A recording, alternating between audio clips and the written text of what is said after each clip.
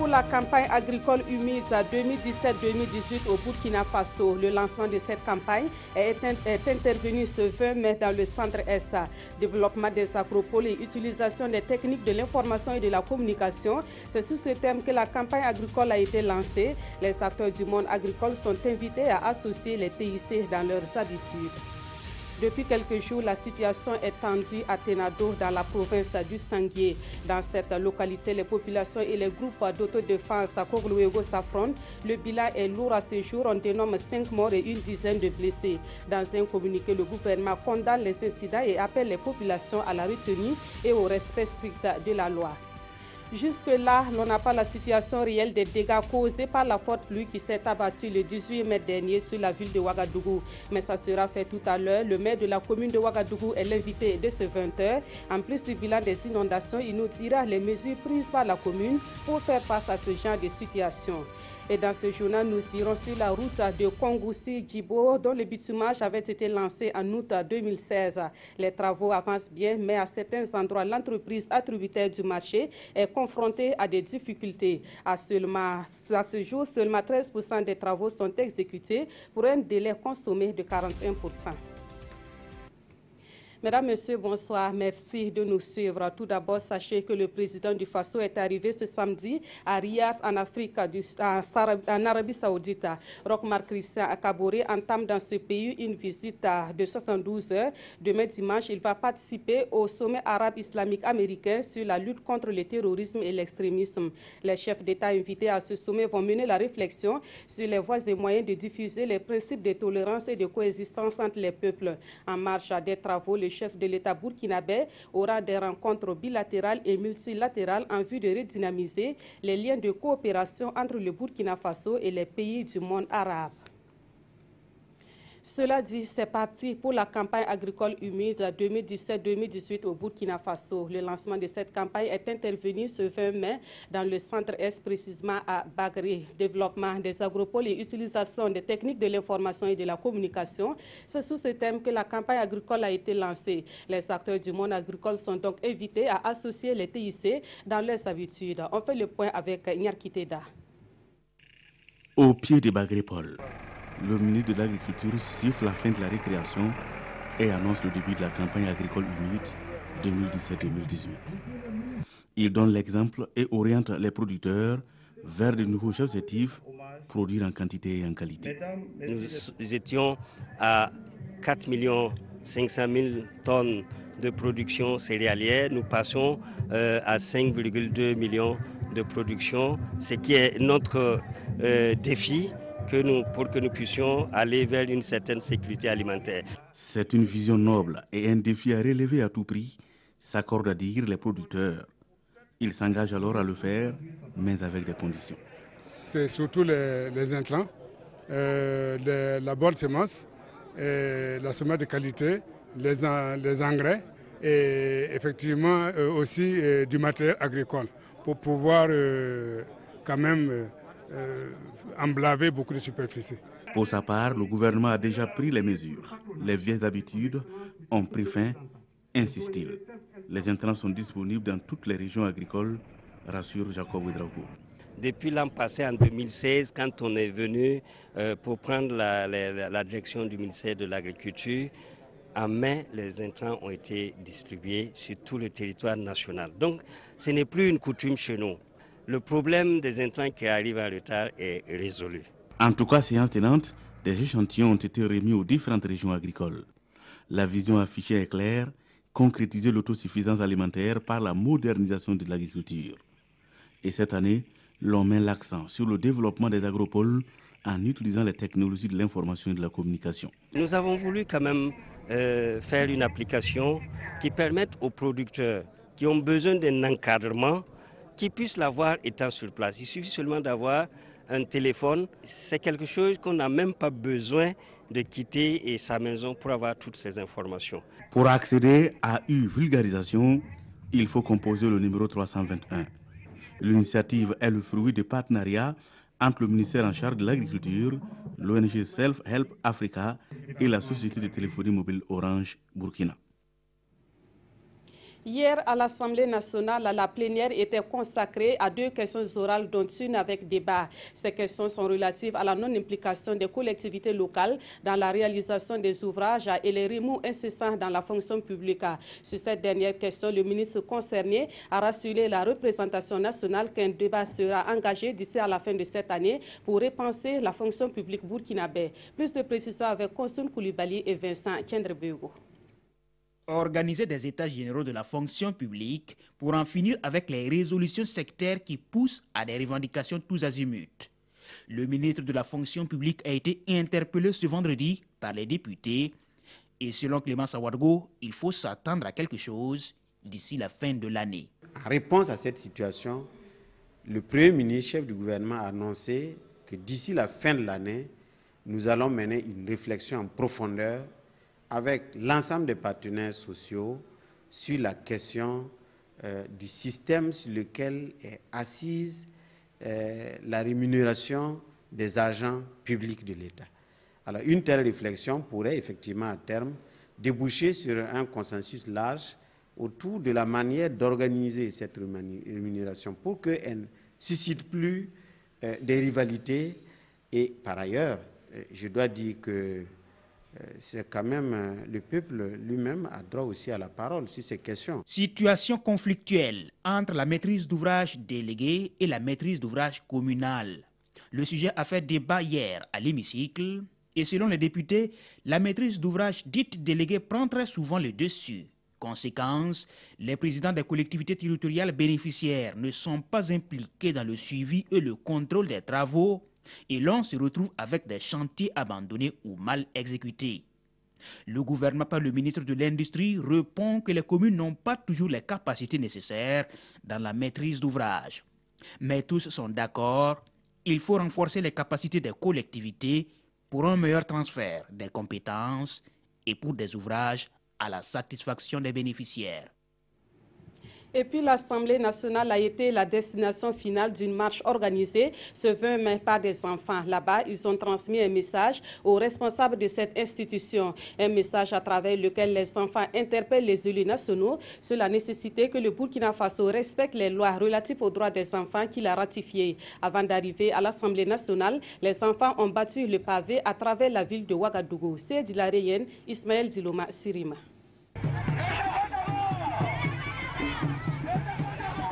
Les enfants d'abord. C'est par ce slogan que ce groupe d'enfants marche afin que le gouvernement redouble d'efforts pour une meilleure prise en charge de leurs droits. L'initiative aide la COBUFAD, la coalition au Burkina Faso pour le droit de l'enfant.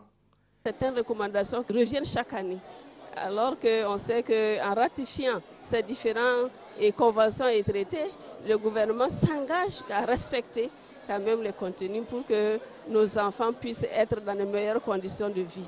Parti du rond-point de la bataille du rail, en sillonnant la route nationale numéro 1 et la rue du Conseil national de la transition, cette marche a abouti à l'Assemblée nationale où les enfants ont porté leur cri de cœur aux députés.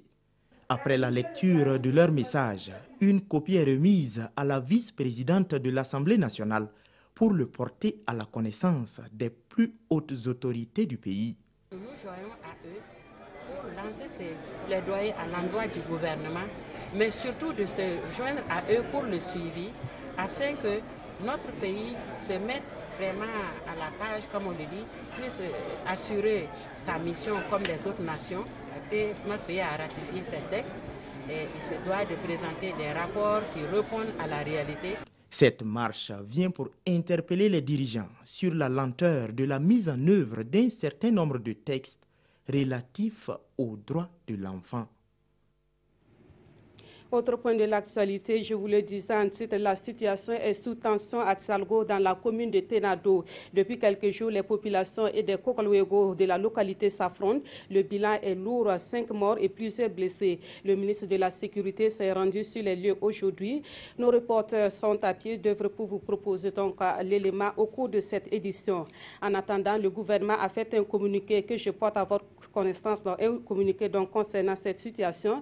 Depuis le jeudi samedi 18 mai 2017 des graves incidents opposent des populations du département de Ténado dans la province du Sangué à des membres du groupe d'autodéfense dénommé Korluego. À la date de ce jour, 20 mai 2017, les affrontements ont causé la mort de 5 personnes et fait une dizaine de blessés. Le gouvernement déplore les pertes en vies humaines et présente aux familles éplorées ses condoléances les plus attristées. Il souhaite un prompt rétablissement aux blessés. Par ailleurs, il condamne fermement les incidents et appelle les populations à la retenue et au respect strict de la loi. Dans le souci de restaurer le calme et la paix, toute activité des groupes d'autodéfense à Korluego ou de toute autre dénomination d'autodéfense dans les provinces du Boulkiemde et du Sangué est strictement interdite jusqu'à nouvel ordre. Des instructions ont été données aux forces de sécurité pour assurer la protection des personnes et des biens. Voilà, cette situation donc à Ténado vient donner encore du fil à retordre aux forces de sécurité, elles qui sont déjà confrontées à des conditions de travail difficiles. Mais les agents de sécurité peuvent compter sur les encouragements de leur ministre de tutelle. Le 18 mai dernier, Simon Compaoré était dans la région de la Boko-du-Moun où il a échangé avec les agents de sécurité de quelques localités. Moussa Ouedraogo, Frédéric Etienne Bassenga. Le ministre de la Sécurité à l'écoute des policiers et gendarmes de la Boko-du-Moun. Simon Compaoré enregistre les difficultés auxquelles sont confrontés les policiers. Dotation insuffisante en carburant et en tenue de travail, insuffisance d'armement pour les postes de police, le directeur général de la police de la Boko-du-Moun, sans langue de bois, expose tout à son premier responsable. Le personnel de la direction régionale de la Boko-du-Moun a besoin d'être étoffé en effectif. À cela s'ajoute l'insuffisance en moyens roulants et logistiques. Si je prends le cas du commissariat de la DPPN, des Banwa, qui est complètement coupé déjà, malgré que nous ne soyons pas avancés dans la campagne. Si je prends le cas de ce commissariat, qui n'a qu'une vieille Nissan, qui est d'ailleurs présentement sur cale, ils n'ont pas pu arriver à cause de ça. Idem à la gendarmerie. Dotation en véhicules, révision à la hausse des effectifs, les gendarmes mettent surtout l'accent sur les infrastructures. C'est d'abord la réhabilitation des casernes pour soulager le personnel des difficultés de logement et assurer une sécurité des domaines militaires. La réhabilitation de ces casernes permet également de réduire les délais d'intervention et de regrouper le personnel. À ces deux cas, Simon Compaoré rassure, il a pris bonne note. Le ministre de la Sécurité félicite, encourage et conseille policiers et gendarmes. La discipline est essentielle. Association, partis politiques, machin, partout, discipline. Sinon, pas de victoire. Donc, c'est tellement vrai maintenant, chez vous, parce que vous êtes des corps habillés. Tu veux pas. Quand on dit de serrer les fers, tu sais. C'est les exigences de la tenue. Simon Compaoré, avant de Dougou, a eu le même exercice avec la police et la gendarmerie de Tchériba. Là-bas aussi, et face aux mêmes difficultés, le ministre de la Sécurité a promis de tout faire dans les limites du possible pour améliorer les conditions de vie et de travail de ces policiers et gendarmes. On revient dans la capitale burkinabé où des quartiers tels que Bassenko ou Nossin sont difficilement accessibles à cause du mauvais état de la voie. Les habitants de ces deux quartiers ont exprimé leur mécontentement ce samedi. Au cours d'une marche, ils ont interpellé les autorités communales de la ville de Ouagadougou sur leur situation. Le reportage de Bouma Ernest Nebi. Ce pont relie le quartier Bassenko à celui de Nonguin de la commune de Ouagadougou. Un pont dans un état délabré il y a bien longtemps selon les habitants. Et voilà comment il est de nos jours exploité. Un exercice périlleux que les usagers sont obligés de pratiquer tous les jours par manque d'autres possibilités. Pour traverser la route, aller en ville, c'est difficile. Quand on a une femme qui est malade ou bien un enfant qui est malade ou bien une femme qui veut accoucher, pour traverser la route là, c'est difficile. Il y a des femmes qui tombent dans l'eau avec les enfants pour aller à l'école. Selon les résidents des 10 quartiers, des doléances ont été portées aux autorités communales pour la réhabilitation de l'ouvrage. Une requête qui n'a pas obtenu satisfaction. Face à ce silence des premiers responsables de la commune, ils décident aujourd'hui de changer le fusil d'épaule. D'où cette marche pour exiger des autorités du pays la satisfaction de leurs requêtes. Le but de ce matin, c'est d'interpeller un peu les autorités pour afin qu'ils se penchent un peu sur le sort, le calvaire que nous vivons ici pendant donc la saison pluvieuse. Mais en urgence, c'est cette voie principale là que nous voulons, voilà, ainsi que le pont, l'ouvrage donc de franchissement donc des deux quartiers. Ça, c'est l'urgence. Selon les manifestants, la réfection du pont n'est pas la seule préoccupation. Les quartiers manquent dans leur ensemble de voies et d'électricité. Et leur souhait est que l'État accède à leurs requêtes afin d'éviter le pire avec cette saison pluvieuse qui s'annonce. Voilà qui nous amène à la page entretien de ce journal. Nous recevons monsieur le maire de la commune de Ouagadougou. Avec lui, il sera notamment question des inondations suite à la pluie d'avant-hier et les dispositions prises pour faire face à ce genre de situation. Bonsoir monsieur le maire. Bonsoir madame. Alors juste avant de parler des inondations, peut-être une réaction à la suite du reportage qui vient de passer, les habitants donc de certains quartiers qui vous interpellent par rapport à l'état de la route. Ben, écoutez, j'ai une pensée pour toutes ces populations qui ont subi ces désagréments à cause de cette pluie exceptionnelle qui s'est abattue sur la ville de Ouagadougou. Et effectivement, il y a des ouvrages de franchissement qui ont été endommagés et toute la capitale a été touchée, tous les arrondissements ont été touchés. Il faut dire que cette pluie a été vraiment exceptionnelle parce qu'en moins de 2 heures, plus de 95 mm d'eau se sont abattus sur la capitale. Donc, tout de suite, nous avons pris les dispositions avec tous les maires d'arrondissement pour répondre aux préoccupations de nos concitoyens. Alors, donc, vous avez un peu déjà donné le bilan donc, de ces inondations. Est-ce qu'il y a particulièrement des quartiers qui ont été plus touchés que d'autres ou bien c'était la même situation un peu partout? Oui, je m'en vais vous donner le point très rapidement des zones qui ont été touchées. Comme j'ai dit tantôt, tous les arrondissements ont été touchés. Mais c'est surtout des ouvrages de franchissement et quelques maisons qui sont dans des zones inconstructibles et inondables qui sont tombées dans les zones d'habitation spontanée qu'on appelle communément les zones non loties. Et ces différents points de la capitale qui ont été touchés dans tous les arrondissements. Et il faut noter par exemple à l'arrondissement 10 qu'il y a le DALO du secteur 43 qui a été touché. C'est un DALO qui avait été fait par le conseil régional. Et il faut noter également à l'arrondissement 12 l'inondation de la mairie de l'arrondissement. La police municipale a été touchée et plein d'ouvrages vraiment de franchissement ont été touchés.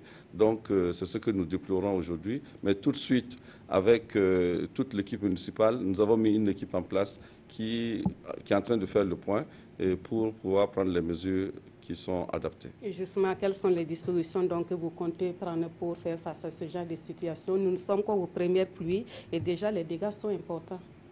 Mais c'est ce que nous avons dit dès le départ. Vous avez vu qu'en début de ce mois, bien avant les premières pluies, nous avons lancé une opération de curage des caniveaux.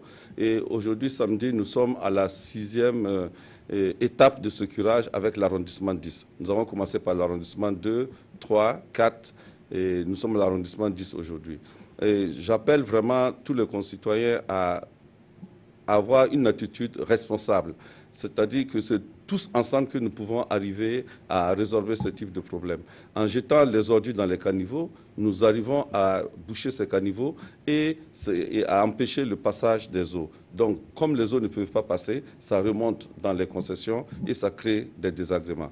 Donc ça, c'est une des raisons. L'autre raison, c'est une raison beaucoup plus technique. C'est-à-dire qu'aujourd'hui, nous avons un sous-dimensionnement des différentes canalisations qui traversent la ville de Ouagadougou.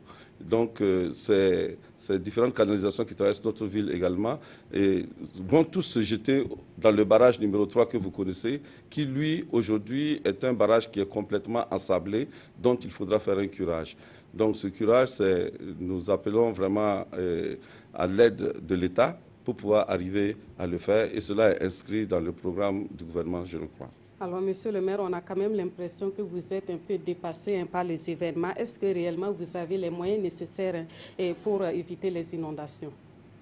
Mais il faut dire que les inondations ont plusieurs causes. Dépassés, non, je ne dirais pas que nous sommes dépassés. Les inondations, il y a le changement climatique d'abord que nous subissons et qui sont dus et auquel nous devons nous adapter par notre comportement. C'est-à-dire l'attitude des citoyens joue sur le climat. C'est pourquoi on dit que chacun doit avoir une attitude responsable. Et également, aujourd'hui, vous savez que la ville de Ouagadougou fait à peu près 600 km². Et la ville s'étend à des limites aujourd'hui qui est difficilement contrôlable.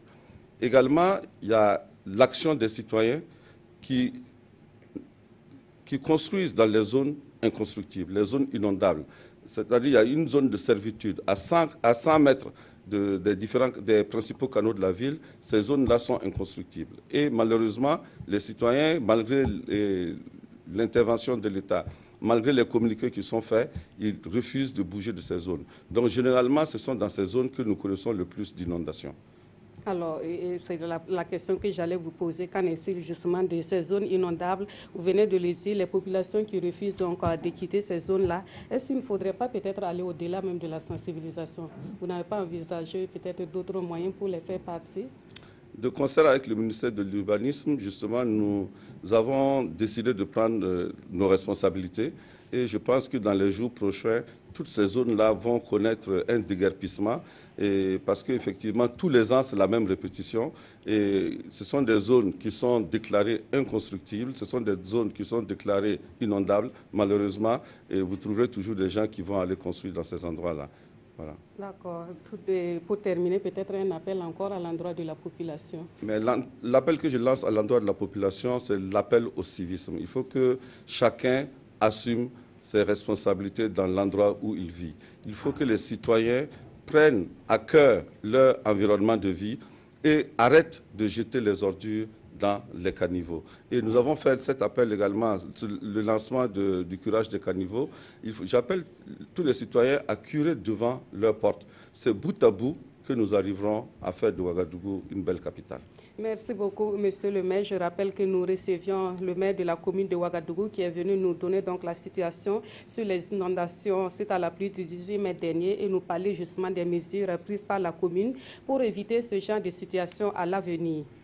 Suite de ce journal, et nous mettons le cap sur la route Kongoussi-Guibo dont le bitumage avait été lancé en août 2016. Les travaux avancent bien, mais à certains endroits, l'entreprise attributaire du marché est confrontée à des difficultés. À ce jour, seulement 13% des travaux sont exécutés pour un délai consommé de 41%. Le ministre des Infrastructures en a fait le constat au cours d'une visite qu'il a effectuée sur le terrain hier. Le reportage de Siedi Larien. Après 7 mois de travaux, le lot 1 Kongoussi-Yargou est en souffrance. L'entreprise OKSGTM est en difficulté et le rythme des travaux est jugé lent. Seulement 13% de réalisés pour une consommation de délai de 41%. Toutes ces difficultés sont en train d'être résolues ou pratiquement résolues et nous allons vers vraiment des travaux où on aura une cadence dans le rythme des travaux et dans l'avancement aussi des travaux. L'entreprise a même déjà eu 2 lettres d'avertissement et une mise en demeure. Nous leur disons tout simplement que les lettres d'avertissement doivent être prises au sérieux. La première lettre de mise en demeure doit être prise au sérieux. D'ailleurs, les responsables que nous avons rencontrés sur le chantier nous ont rassurés sur le fait que l'entreprise a déposé au niveau de la mission de contrôle un nouveau planning d'exécution et que d'ici fin juin, elle devrait être en mesure de rattraper son retard. Par contre, pour la section 2, Yargou-Djibou, 80 km, l'entreprise Souma fait des merveilles. Les couches de fondation sont faites sur 23 km et les ponts réalisés à 25%. Mais à cette étape, l'entreprise est confrontée à des difficultés. La déviation, on n'a pas pu la mener à terme. Après, Namsigia, on l'a arrêté parce que on avait de sérieuses inquiétudes par rapport à la sécurité des personnes et des biens. Donc ça fait qu'on a suspendu les travaux. Même avec la visite du ministre ce matin, on lui a rappelé. Notre programme de travail après Namsigia, s'il n'y a pas de sécurité très rapprochée, nous pensons qu'on risque de marquer les pas. Dans l'ensemble, Éric Bougma se dit satisfait du niveau des travaux. Si les recommandations des 2 missions de contrôle sont respectées, si les recommandations de l'administration sont respectées, nous pensons que le délai pourra être respecté. Le bitumage de la route nationale numéro 22, Kongoussi-Djibo est lancé le 12 août 2016. Le lot 1, 16 km, a un délai d'exécution de 18 mois et le lot 2, 80 km, en a pour 22 mois. Voilà un reportage signé ici de la Rienne et Draman Guéné. On en vient à cette situation à Tenado, précisément dans la localité de Tsalgo. Depuis quelques jours, les populations et des groupes d'autodéfense Korlouego de la localité s'affrontent. Le bilan est lourd, 5 morts et plusieurs blessés. Le ministre de la Sécurité s'est rendu hier sur les lieux, aujourd'hui sur les lieux. Le reportage de Moussa Ouedraogo et Frédéric Etienne Bassenga. Ce sont des populations très remontées contre les Koglouego que le ministre de la Sécurité a rencontré sur son parcours entre Goundi et Tchalgo dans le Sangui. Moi, en tout cas, je suis venu travailler jusqu'à 23 h dans mon atelier. De là-bas, maintenant, je suis revenu à la maison. Je n'ai pas senti quelque chose. Très tôt le matin, je sors, je demande, c'est bizarre que le village est mélangé. Il paraîtrait que c'est les gens de Koglouego qui sont venus pour massacrer les gens. Vraiment, c'est pas sérieux. Un des Koglouego de Palgo, un secteur de Koudougou dans sa retraite de Tchalgo, a fait 2 morts dans la localité. Le ministre de la Sécurité est donc venu apporter tout son soutien aux familles affligées.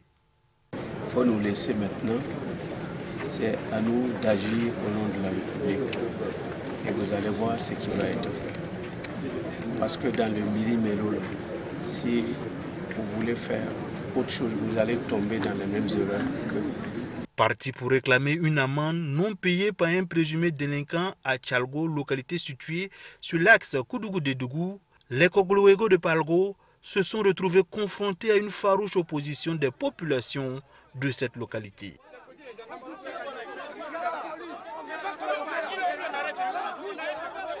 Des affrontements qui ont fait 2 morts dans les rangs des Koglouego et un blessé grave côté population. Et c'est pour mieux comprendre que Simon Compaoré s'est également rendu à Tchalgo. Si même plus révolté en voyant ce qui s'est passé, c'est inacceptable. C'est pourquoi, dès aujourd'hui même, des mesures fortes seront prises. Nous avons salué les familles à Goundi et nous leur avons dit d'être à l'écoute. Nous sommes venus ici, nous allons saluer les gens du village et remonter à Koudougou. Et d'ici là, que ce soit la télé ou la radio, vous aurez des informations par rapport aux mesures fortes qui seront prises à ce niveau-là. Le ministre de la Sécurité s'est aussi rendu dans le QG des Koglouego. Là-bas, Simon Compaoré, sans détour, a condamné l'acte commis avant de leur demander de libérer 7 ressortissants de Tchalgo qu'ils détiennent. Mais on est sûr qu'il y a des gens que vous avez embastillés, ce n'est pas normal. Il faut les libérer.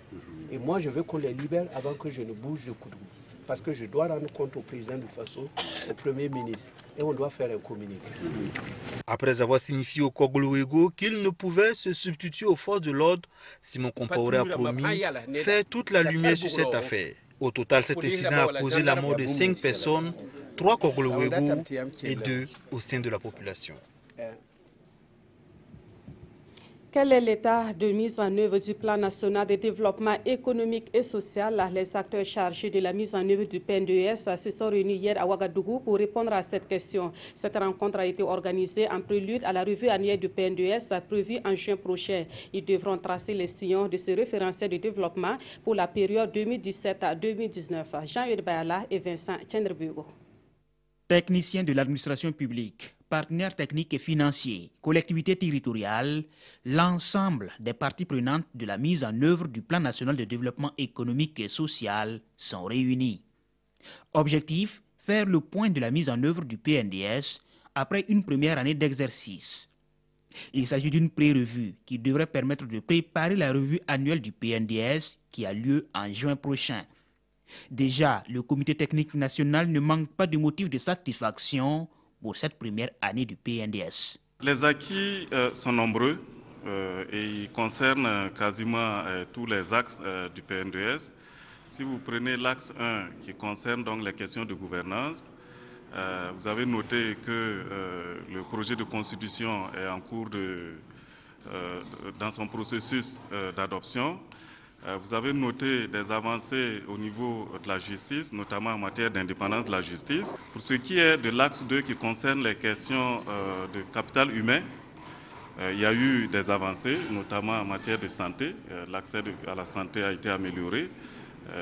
La gratuité, malgré les limites que les uns et les autres ont pu relever, a pu améliorer de façon considérable l'accès aux soins de santé aux enfants de moins de 5 ans et aux femmes enceintes.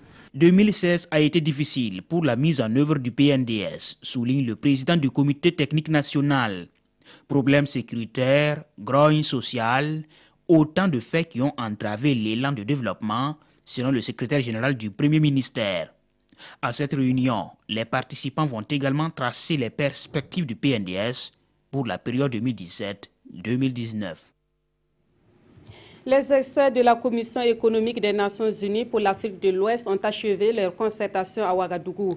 La concertation a porté sur le rôle de la planification dans la mise en œuvre de l'agenda 2030 et de développement durable et l'agenda 2063 de l'Union africaine. Les experts sont parvenus à des recommandations en vue de consolider les efforts des gouvernements dans l'atteinte des objectifs de développement durable. Plus de précisions avec Ibrahima Sombier et Estelle Judith Assorba. C'est sur une note de satisfaction que les travaux de la 20e session intergouvernementale des experts de l'Afrique de l'Ouest se sont achevés. Les résultats obtenus ouvrent de nouvelles perspectives visant à assurer un meilleur ancrage institutionnel de la planification dans le pilotage du développement. Les pays de l'Afrique de l'Ouest sont en train d'aller vers les accords de partenariat économique. Ils sont aussi en train de peaufiner la mise en œuvre du tarif extérieur commun en Afrique de l'Ouest. Tout ça, ce sont des instruments qui requièrent d'abord que les pays se préparent en termes de diversification, en termes de transformation structurelle, de telle sorte que le commerce intracommunautaire soit plus que les 10% que nous avons. Concernant la planification du développement, les participants suggèrent que les pays signataires des ODD à l'horizon 2030 et de l'agenda 2063 de l'Union africaine trouve un cadre de mise en œuvre, de suivi et d'évaluation de ces objectifs. Toutes ces recommandations et bien d'autres sont à mettre en œuvre au profit des populations. La rencontre de Ouagadougou prend fin, cependant les débats et réflexions sur les ODD se poursuivent. La Commission économique des Nations Unies pour l'Afrique est sollicitée pour apporter son appui dans la mise en œuvre de tous ces cadres en cohérence. La prochaine session se tiendra au Bénin en 2018. Les opportunités d'affaires aux Pays-Bas ont été présentées aux acteurs du secteur privé du Burkina Faso, du Mali et du Niger. Les domaines qui pourraient intéresser ces acteurs du secteur privé sont entre autres l'énergie, l'eau et la logistique. Le séminaire organisé pour faire cette présentation a eu lieu jeudi dernier à l'initiative de la Chambre de commerce et d'industrie du Burkina Faso, Urbe Benito Somé et Oumou Sissi. L'eau, l'énergie et la logistique sont des secteurs vitaux pour les populations des pays du Sud. Et pour pouvoir faire face à la demande sans cesse croissante dans ces domaines, les gouvernements ont besoin de l'appui des opérateurs économiques. C'est tout l'intérêt de ce séminaire, initié par les Pays-Bas au profit des acteurs du monde des affaires du Burkina Faso, du Niger et du Mali. Les Pays-Bas sont des pays par excellence qui ont su embrasser l'eau au lieu de combattre l'eau. Le secteur de logistique. Les Pays-Bas aussi a reconnu sur le plan mondial avec son port de Rotterdam le secteur de l'énergie. C'est aussi un pays qui a une politique très forte sur l'énergie durable, l'énergie verte et qui attaque beaucoup la question environnementale. Dans ce sens que pour ce séminaire d'affaires aujourd'hui, nous comptons donc aussi soutenir ces secteurs précis ici au Burkina Faso, de travailler main dans la main. Des opportunités qui s'offrent aux acteurs du monde des affaires et qui comptent bien s'en servir. Le secteur privé ne peut être que réjoui par rapport à cette formation qui doit être dispensée au secteur privé. Et ça ne peut que renforcer le secteur privé, surtout dans le domaine de l'eau, de l'énergie et des transports, il se trouve actuellement des problèmes cruciaux au Burkina Faso. Ce séminaire au profit des acteurs du secteur privé burkinabé, nigérien et malien se tient en prélude à la mission commerciale d'octobre prochain aux Pays-Bas. Le ministère de la Jeunesse a élaboré un plan d'action pour sortir les jeunes burkinabés du chômage. Dans ce plan, il est prévu d'améliorer les conditions d'employabilité des jeunes. La promotion de l'entrepreneuriat chez les jeunes occupe également une place de choix dans ce plan. Un plan que le ministre de la Jeunesse, de la Formation et de l'Insertion professionnelle a présenté à la presse hier à Ouagadougou. Gérard Sommet et Omar Zombri. Offrir à chaque jeune burkinabé la chance d'obtenir un emploi décent d'ici à 2020, c'est la nouvelle vision du ministère de la Jeunesse, de la Formation et de l'Insertion professionnelle. Une vision qui se décline en 3 objectifs et 4 axes stratégiques. À l'issue de ces réflexions, nous avons produit un document et nous avons voulu que ce document soit largement connu et par tous les usagers du ministère, mais en particulier par la jeunesse. Ce projet s'inscrit dans la vision du PNDS, celui de faire de chaque jeune burkinabé un acteur dynamique de son propre développement, et ce, à travers plusieurs actions. Les actions concrètes qu'il faut faire, c'est immédiatement, nous l'avons déjà commencé, mettre en place des équipes de réflexion pour essayer de mettre en œuvre donc, les 4 programmes que nous avons créés au niveau du ministère et d'essayer de voir au niveau des projets et programmes, des projets qui existent actuellement.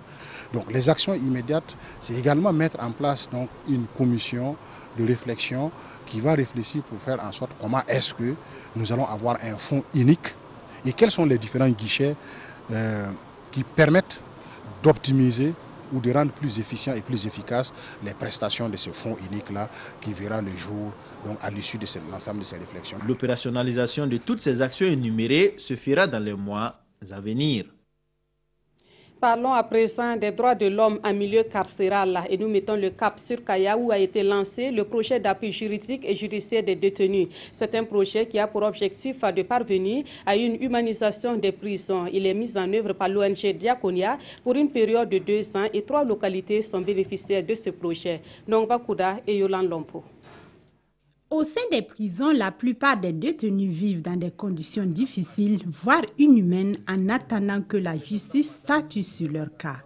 Dans l'optique d'améliorer le fonctionnement de la chaîne pénale et les conditions carcérales, les maisons d'arrêt et de correction de Kaya, Bogandé et Tenkodgo constitueront les zones d'intervention d'un projet dénommé Projet de promotion des droits de l'homme par l'appui juridique et judiciaire des détenus. C'est pour accompagner les détenus et d'avoir leurs droits défendus à travers l'assistance judiciaire. Mais dans d'autres projets, nous essayons aussi de travailler sur la réinsertion professionnelle pour préparer l'après d'un détenu et aussi sur les conditions hygiène, etc. Dans les différents centres. La présente action vise à apporter des conseils juridiques et judiciaires à près de 1000 détenus, mais aussi une célérité à l'examen de leur dossier par le biais de la mise en place d'un répertoire électronique. Pour atteindre ces résultats, les activités ont été identifiées. Il s'agit de former les agents de la garde de sécurité pénitentiaire, former des juristes qui seront chargés de cette assistance juridique. Mis en œuvre par l'ONG suédoise Diakonia et ses partenaires que sont SOS Pénitencier, l'Association des femmes juristes du Burkina et le MBDHP, ce projet dont la durée de vie est de 2 ans est financé par l'Union européenne. Un mot sur l'actualité internationale. Plusieurs chefs d'État sont en Arabie Saoudite pour le sommet arabe islamique américain. L'Arabie Saoudite est aussi la première destination internationale du président Donald Trump. Le président américain a été accueilli par le roi Salman qui lui a renouvelé la bonne coopération entre les États-Unis et l'Arabie Saoudite. Donald et Melania Trump sont à Riyad. Le président américain effectue sa première tournée diplomatique à l'étranger et il a choisi l'Arabie Saoudite comme première escale. Accueilli par le roi Salman, il doit rencontrer durant son séjour plusieurs dirigeants de pays musulmans. Il s'envolera ensuite pour le Proche-Orient, puis l'Europe. Avant de quitter les États-Unis, Donald Trump s'est adressé à ses compatriotes. Ce voyage est d'une importance historique pour le peuple américain, dit-il. Je vais rencontrer de nombreux dirigeants pour renforcer nos anciennes amitiés, créer de nouveaux partenariats et unir le monde civilisé dans la lutte contre le terrorisme.